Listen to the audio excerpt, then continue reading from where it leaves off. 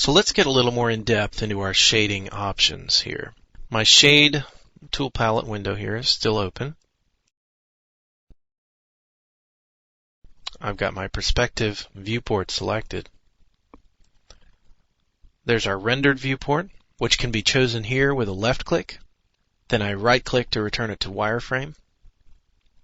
Shaded viewport, which as you can see is flat shaded.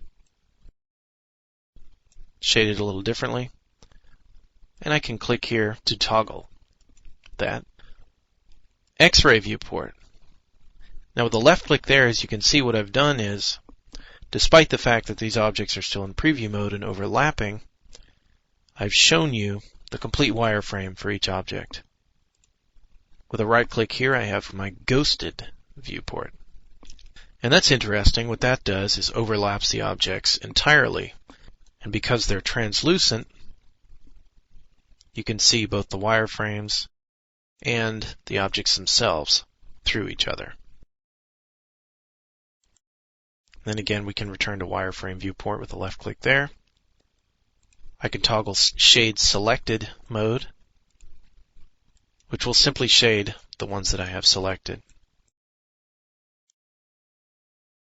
And then here I could capture this viewport to a file as a picture, as a bitmap.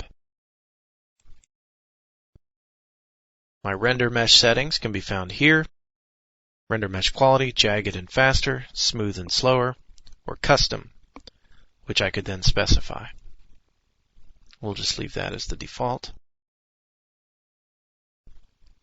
And then of course, our basic shaded preview.